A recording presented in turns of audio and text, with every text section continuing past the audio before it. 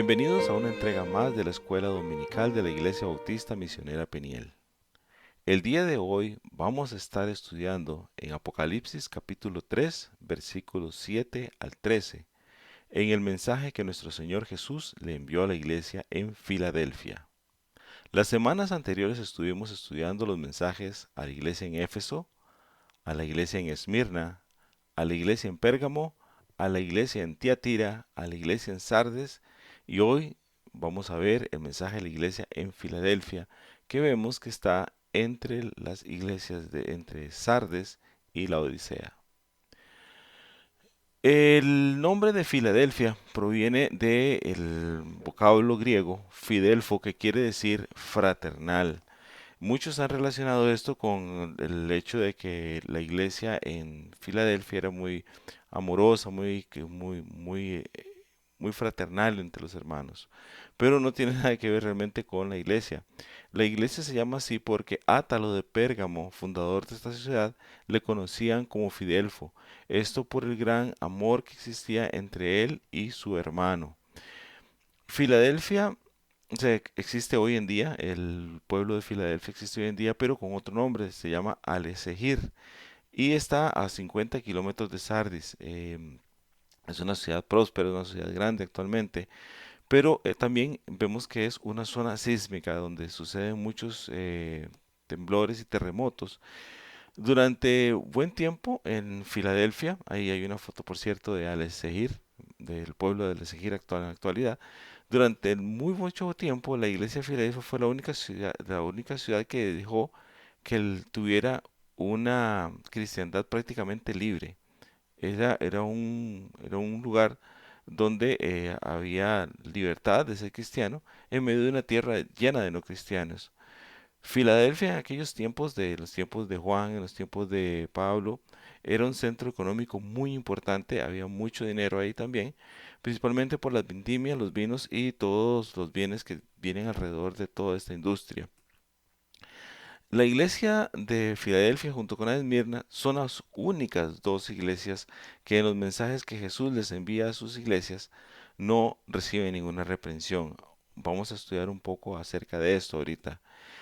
Esta era una iglesia totalmente sometida dentro de la palabra de Dios. Vivían la palabra de Dios y utilizaban la palabra de Dios como su cimiento verdadero. Vamos a la clase. El capítulo 3 y versículo 7 nos dice, escribe al ángel de la iglesia en Filadelfia, esto dice el santo, el verdadero, el que tiene la llave de David y el que abre y ninguno cierra y cierra y ninguno abre. Vamos poco a poco. Jesús, en el mensaje que envía a la iglesia en Filadelfia, no hace referencia a él con partes de la visión que utilizó al principio en el capítulo 1, sino que se refiere a sí mismo como algo que también está en la Biblia, pero no está precisamente ahí metido en el capítulo 1 de Apocalipsis. Primero que nada les recuerda y les dice que Él es santo, ¿sí? Que Él es santo y verdadero. Veamos aquí en Hebreos 7:26 que dice, porque tal sumo sacerdote nos convenía, santo, inocente, sin mancha, apartado de los pecados y hecho más sublime que los cielos. Jesús le recuerda que Él es santo, que Él tiene toda la potestad y el derecho de hacer juicio y de hablar lo que Él dice, porque Él es santo. Además, les recuerda que Él es verdadero. Acordémonos que Jesús le dice a sus apóstoles que Él es el camino, la verdad y la vida. Entonces, el mensaje a Filadelfia inicia acordándoles a esta iglesia que Él es el santo y verdadero, que no existe nada más aparte de Él, no existe otro santo, no existe otra verdad más que Cristo. Después nos dice que Él tiene la llave de David. ¿Y qué significa esto de que tiene la llave de David? Vamos a 2 de Samuel 7:16 porque desde ahí viene la historia. Esta es la promesa que Dios le hace a David, al rey David, en los tiempos de Israel. Dice, tu casa y tu reino durarán para siempre delante de mí, tu trono quedará establecido para siempre. En aquel momento, pues David debió pensar de que su hijo iba a ser rey después de él, como sí lo fue con Salomón, y que a Salomón le iba a sustituir su nieto y su nieto a su bisnieto, y así, o sea que siempre iba a haber un descendiente de David reinando sobre Israel. Pero Dios le estaba comunicando esto desde un punto de vista más espiritual, más atemporal, más en el tiempo venidero, en los tiempos en los tiempos futuros. Dios le estaba diciendo a David que de su linaje, de su descendencia, iba a nacer como hombre alguien que sería rey para siempre. Y se estaba refiriendo pues nada más y nada menos que a nuestro Señor Jesucristo. Lucas 1, 32, 33 dice, Él será un gran hombre y lo llamarán Hijo del Altísimo. Dios, el Señor, le dará el trono de su padre David, y reinará sobre el pueblo de Jacob para siempre, su reinado no tendrá fin. Volvemos aquí, entonces vemos que esto que dice que Él tiene la llave de David significa que Él tiene el reino de David en su mano. Significa que Jesús, aparte de que es santo y verdadero, vino a la tierra del linaje de David y se le dio el reinado de David para que lo perpetuara por siempre. Jesús reinará para siempre y eso es un hecho. Entonces nosotros cuando ponemos nuestra fe y ponemos todo en manos de nuestro Señor Jesucristo, lo estamos poniendo en manos de alguien santo, de alguien verdadero y alguien que va a ser sobre todas las cosas por siempre. Apocalipsis 1:18 dice, y el que vino y estuvo muerto, mas he aquí que vivo por los siglos de los siglos. Amén. Y tengo las llaves de la muerte y del Hades. Porque dice que el que abre y ninguno cierra, y el que cierra y ninguno abre. Y al decirnos que Jesús tiene las llaves de la muerte y del Hades, significa que Jesús venció la muerte. Jesús venció hasta lo más difícil del ser humano, que es morir. Pero tenemos que pensar de que la muerte es un paso entre este mundo carnal que nosotros vivimos y la gloria eterna por la gracia de nuestro Señor Jesucristo. Y Él es el que tiene la llave para eso. Vemos entonces así que Cristo gobierna sobre todo, sobre todas las cosas, sobre todo lo que hay en este mundo, sobre todo lo que está aquí, sobre todo lo que viene, todo, sobre todo lo que vendrá. Y por eso es que nosotros tenemos que estar siempre a los pies de Cristo. El mensaje a Filadelfia inicia con eso, a Jesús presentándose como lo que Él realmente es. Capítulo 3 versículo 8 dice, Yo conozco tus obras, he aquí que he puesto delante de ti una puerta abierta, la cual nadie puede cerrar, porque aunque tienes poca fuerza, has guardado mi palabra y no has negado mi nombre. Dios creó obras para nosotros. Todas las obras que los hijos de Dios hacen, Dios las creó para ellos. Y Jesús, nuestro Señor y Dios también, conoce si nosotros estamos en esas obras que de antemano Dios creó para nosotros. Efesios 2:10 dice, porque somos hechura suya, creados en Cristo Jesús para buenas obras, las cuales Dios preparó de antemano para que anduviéramos en ellas. Entonces, Dios nos dice, ok, aquí están sus obras. Esa es la forma en que ustedes deben de obrar. Y Jesús, que tiene los ojos puestos en su iglesia y en los miembros de su iglesia, conoce si nosotros estamos en esas obras o no estamos en esas obras. Lo importante es que si nosotros estamos en estas obras preparadas por Dios para nosotros, entonces, al igual que la iglesia en Efeso, se nos van a abrir puertas. ¿Y qué son estas puertas? Muchos dicen que las puertas son el hecho de poder predicar, otros dicen que las puertas son conocimiento infinito, otros dicen que las puertas son muchas otras cosas. Pero pongamos todo esto dentro de un contexto que es como una cadena. Se nos abre una puerta. ¿Cuál es la primera puerta que nos abre el Espíritu Santo a nosotros?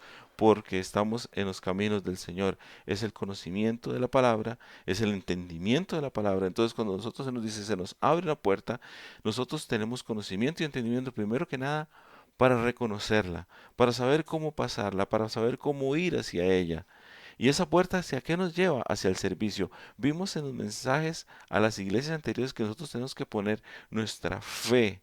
Nosotros tenemos que poner nuestro reconocimiento en obras, porque una fe sin obras es una fe muerta. Entonces esa puerta nos lleva a un conocimiento que nos lleva a un servicio a nuestro Señor. Es regar o esparcir la palabra del Señor por todo el mundo. A esto somos llamados.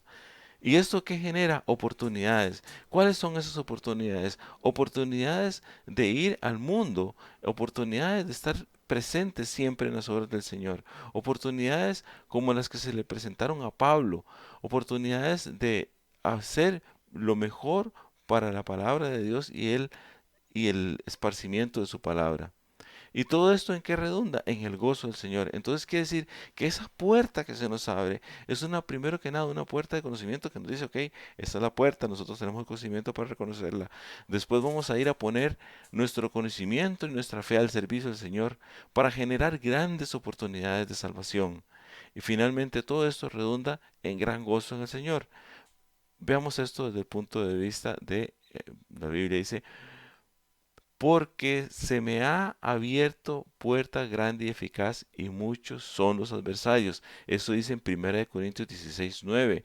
¿Qué significaba esto? Que Pablo le estaba diciendo que se le había abierto una puerta grande. Él la reconoció porque tenía conocimiento y esa puerta era ir a trabajar para el Señor. Y de una vez dice, y muchos son los adversarios. Pero él tenía también dentro de sí la fuerza de la palabra de Dios, la fuerza de la espada de la palabra de Dios para luchar contra esos adversarios. Esa puerta no viene sola, esa puerta viene con mucho conocimiento, esa puerta viene con gran poder. Hechos 16, 6, 9 dice, y atravesando Frigia y la provincia de Galacia, les fue prohibido por el Espíritu Santo hablar la palabra en Asia. Y cuando llegaron a Misia, intentaron ir a Bidmia, pero el Espíritu no se lo permitió. Y pasando junto a Misia, descendieron a Troas. Y se le mostró a Pablo una visión de noche. Un varón macedonio estaba en pie rogándole diciéndole, pasa a Macedonia y ayúdanos. Esto tiene que ver con lo que estamos hablando. Hay puertas que se cierran y puertas que se abren. Y nosotros los seres humanos muchas veces tenemos la tendencia a querer todo y de quererlo todo ya. Pero si somos creyentes como los fieles de la iglesia en Filadelfia, sabemos que dice ahí que tienen poca fuerza, pero has guardado mi palabra y no has negado mi nombre. Quiere decir que si nosotros confiamos en el Señor, que si nosotros no negamos el nombre de nuestro Señor, por más presión externa que nosotros tengamos, porque si nosotros guardamos esta palabra recibiremos gran fuerza, porque esta iglesia no tenía muchísimas personas, no tenía grandes programas, pero estaba fundamentada en la palabra de Dios. ¿Y qué mayor fuerza podemos tener nosotros que la palabra de Dios? Y esta palabra de Dios es reconocida por nuestro Señor Jesucristo porque estamos en las obras del Señor y Él está con nosotros y está para nosotros. Esto redunda en algo muy bonito que dice entonces que la fuerza no viene de nosotros sino que viene de Dios. Él abre las puertas. Si nosotros estamos pendientes a lo que el Espíritu Santo nos dice, vamos a poder distinguir cuáles puertas se abren y cuáles puertas se cierran. Y no ser necios ni tercos, como lo dije anteriormente, de en querer nosotros siempre decir es por aquí o es por allá. Es confiar en la palabra del Señor. Es oír al Espíritu Santo que abre su puerta al conocimiento y nos abre las puertas a trabajar para y por el Señor. Capítulo 3, versículo 9 dice, He aquí, yo entrego de la sinagoga de Satanás a los que se dicen ser judíos y no lo son, sino que mienten. He aquí, yo haré que vengan y se postren a tus pies y reconozcan que yo te he amado. ¿Qué significa esto? Al igual que en Esmirna, esta iglesia lidiaba con un grupo o un grupito de judíos que estaban contrarios abiertamente a Jesucristo. O sea, habían ahí unos judíos que los odiaban a muerte, que siempre estaban en contra de ellos. Ahora, si eran judíos, si eran hijos verdaderos de Dios, ellos conocían la palabra de Dios y la palabra de Dios jamás, jamás, jamás llevaría al odio a ese punto, a querer matar a alguien, a querer desear el mal de otra persona. Entonces por eso es que cuando dice a estos que no eran judíos, sino que no son judíos, sí son descendientes del pueblo de Israel, pero no son verdaderos judíos, porque en su corazón no se alberga el amor de Dios, porque en su mente no se alberga la palabra de Dios, sino que se alberga el odio y el rencor en contra de sus semejantes. Esos no pueden ser judíos. Ahora, ¿qué es lo que dice Dios? No se preocupe, ellos están ahí con sus cosas, pero yo los voy a poner a tus pies y les voy a demostrar a ellos que al que amo es a ustedes, a la iglesia en Filadelfia. Jesús nos dice lo mismo hoy. En el mundo vamos a encontrar adversarios. En el mundo vamos a encontrar personas que están en contra de la palabra del Señor. Estas personas están aquí porque la palabra de Dios nunca es imparcial. La palabra de Dios nunca es vaciada en pozos sin fin. Siempre va a causar una reacción. Siempre van a haber personas a favor y personas en contra. Y estas personas que se ponen en contra de la palabra de Dios declaran abiertamente que Jesús no existe o se van en contra de la palabra de Dios diciendo cosas que no son reales, que no son verdaderas, con tal de hacer quedar mal la palabra de Dios. Pero nosotros, los que creemos en la palabra de Dios, la defendemos, creemos en ella, la amamos y fundamentamos nuestra vida en la palabra de Dios. Jesús nos da la misma promesa, nos dice que no nos preocupemos por esta gente, que Él nos va a amar y que algún día esta gente va a saber que los que Él amó fueron a nosotros, a los que creímos en su palabra, a los que escudriñamos su palabra, a los que vivimos la palabra de Dios día a día, no a los que se oponían a ella por ser más importantes o porque estuvieron antes, lo que le pasó a los judíos de aquel tiempo. Capítulo 3 versículos 10 al 13 dice, por cuanto has guardado la palabra de mi paciencia, yo también te guardaré de la hora de la prueba que ha de venir sobre el mundo entero para probar a los que moran sobre la tierra. He aquí, yo vengo pronto, retén lo que tienes para que ninguno tome tu corona. Al que venciere, yo haré columna en el templo de mi Dios, y nunca más saldrá de allí. Y escribiré sobre él el nombre de mi Dios, y el nombre de la ciudad de mi Dios, la nueva Jerusalén, la cual desciende del cielo de mi Dios, y mi nombre nuevo. El que tiene oído, oiga lo que el Espíritu Santo dice a las iglesias. Importantísimo lo que le dice a la iglesia en Filadelfia.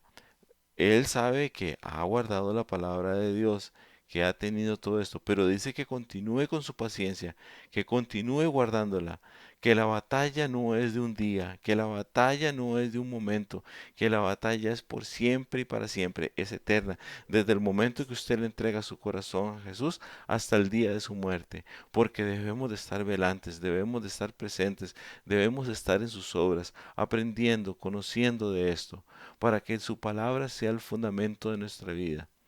Esta iglesia mantenía la palabra de Dios paciente, seguros de su salvación. Y ese es un mensaje muy lindo para nosotros también, de que nosotros debemos estar seguros de nuestra salvación y mantenernos pacientes en su palabra, seguir adelante, congregándonos, yéndonos de frente, estudiando su palabra, escudriñando las escrituras y poniendo su palabra como fundamento de nuestra vida, siempre tomándola como reflexión para todas las cosas que nosotros nos pasen en este mundo. Si usted tiene un problema, hay solución en la Biblia. Si usted tiene un pensamiento que no sabe qué hacer con él, busque ayuda en la Biblia. Ore, lea la Biblia, escudriñela, hable con su Dios en oración. Eso es lo que usted tiene que hacer. Jesús le promete que estará allí para ellos en la prueba final, porque dice, para probar a los que moran sobre la tierra, va a haber una prueba final.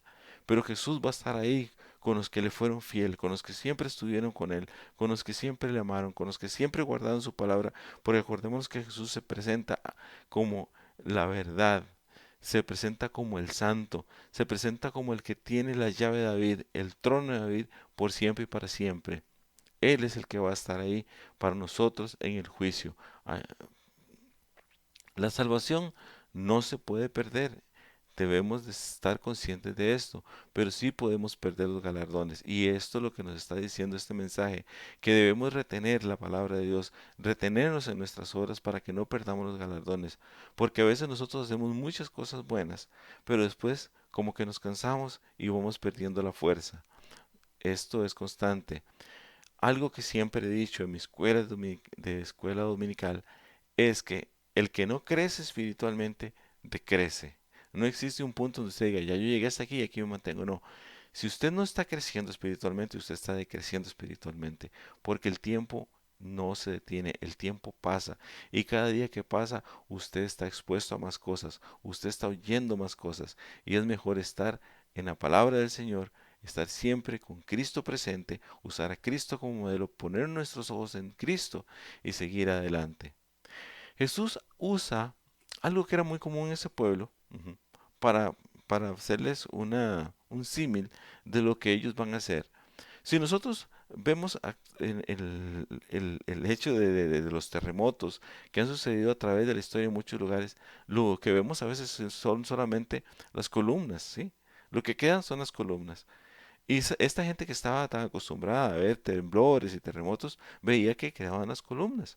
Entonces Jesús vuelve a decirles, ustedes van a ser como columnas, ustedes, o sea, todo se va a caer, todo se va a destruir, pero ustedes van a permanecer ahí fuertes. Y va a ser para siempre, no va a ser una columna ahí como que estuvo un tiempo y otro tiempo no. Es una columna que va a estar para siempre. Los que guarden paciente la palabra de Dios tienen y tendrán entrada libre en el reino de los cielos. Eso es lo que dice la parte final de este mensaje, que dice que Jesús va a guardar su nombre, que ellos van a conocer el nuevo nombre de Jesús, que eso lo vamos a ver más adelante en el libro de Apocalipsis, que va a venir una nueva Jerusalén. Todos sabemos de que el todo va a ser destruido y que va a haber una nueva Jerusalén. Y todos los que guarden la palabra de Dios, todos los que vivan basados en la palabra de Dios, van a estar ahí en esa nueva Jerusalén.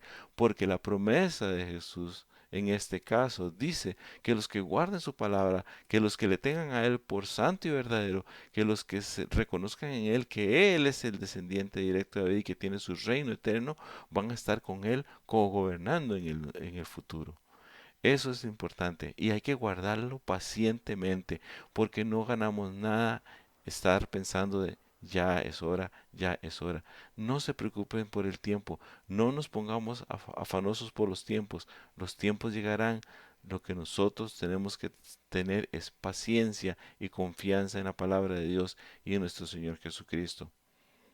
Este mensaje finaliza diciendo que es que el que tiene oído, oiga y en lo que el Espíritu dice a las iglesias. Nuevamente nos recuerda que este mensaje es para los verdaderos hijos de Dios, porque nos habla de las diferencias entre lo que son los hijos de Dios y los que no son los hijos de Dios. Sabemos que los hijos de Dios vamos a entrar al reino de los cielos por su promesa, por la promesa de nuestro Señor Jesucristo, y que los que son de la sinagoga de Satanás van a ser puestos a nuestros pies y que ahí les va a demostrar que a nosotros son los que nos ama, porque esa fue la promesa que le hizo a la iglesia en Filadelfia, que es una promesa que se viene hasta las iglesias actuales. El fundamento real de toda iglesia debe ser la palabra de Dios. ¿Cómo puede ser posible que haya iglesias que no estudien la palabra de Dios? Iglesias en las cuales usted va y son coros y cantos y canciones, una reflexión donde a veces hasta el mismo pastor de esta iglesia no toca ni dice cuál es su referencia bíblica. Me asusta mucho cuando escucho palabras de reflexión o palabras de estudio bíblico donde lo que menos se habla es de la Biblia. Es como más es como oír a alguien, a un motivador, el cual nos dice muchas cosas bonitas, palabras bonitas, pero que no está fundamentado en la palabra de Dios. O hace referencia a la palabra de Dios de una manera muy suave, muy parca. No dice, ok, en este lugar la Biblia dice esto porque este mensaje es para ti. La iglesia real fundamenta todo su ser en la palabra de Dios y es cristocéntrica. No importa el tamaño, de la iglesia. No importa las grandes campañas, no importa los bienes materiales de una iglesia. Muchas veces vemos esas mega iglesias con esas grandes campañas de adoración, esas grandes campañas de salvación. La fuerza verdadera de una iglesia viene de su relación con el Espíritu Santo, viene el poner a Cristo por la cabeza y usar como fundamento la palabra de Dios. Esa es la verdadera fuerza de una iglesia. Hay iglesitas como esta de Filadelfia que no eran tan grandes, pero tienen una fuerza muy grande. Algo que siempre me pone a pensar y me lleva a ganar de muchas cosas fue una prédica que escuché en mi iglesia hace muchos años que decía que es mejor que una iglesia tenga 20 miembros, pero que esos 20 miembros sean reales y verdaderos, y no una iglesia con miles de miembros que lo que llegan a buscar es entretenimiento. La verdadera fuerza de una iglesia está en su creencia, en su fe, en su fundamento. Esa es la fuerza que va a tener la iglesia. Por eso es importante que nosotros, los miembros de las iglesias, hagamos iglesia, que nos congreguemos, que vayamos a la iglesia, que estemos ahí, que participemos en sus ministerios, que la hagamos fuerte basados en la palabra del Señor, para que esta iglesia pueda entrar en conocimiento, para que pueda entrar en verdaderas obras de servicio, para que pueda esparcir la semilla de la palabra de Dios y eso redunde en gozo de nuestro Señor y andemos en las obras, poniendo nuestra fe en obras, que es lo que Jesús escudriña y ve y nos diga que bien su trabajo, que bueno su trabajo, esta es su entrada al cielo, pero además de que tiene una salvación ya asegurada, aquí están todos sus galardones. Grandes somos cuando es Dios quien actúa en nosotros y no nosotros usando a Dios. Cuando nosotros dejamos que Dios actúe en nosotros como miembros de una iglesia, nos hacemos grandes. Y al ser nosotros grandes, hacemos a nuestra iglesia grande. Porque no es el tamaño, nuevamente les digo, no es la cantidad de miembros, es como nos ve Jesús, es como nos ve Dios, y nos ve grandes, perfectos, buenos. Esa es la verdadera grandeza que nosotros debemos de buscar en una iglesia. Ese es el verdadero poder que debe tener una iglesia. Hasta aquí llegamos el día de hoy. Les espero nuevamente en una nueva entrega de la Escuela Dominical de la Iglesia Bautista Misionera Peniel. Dios les bendiga.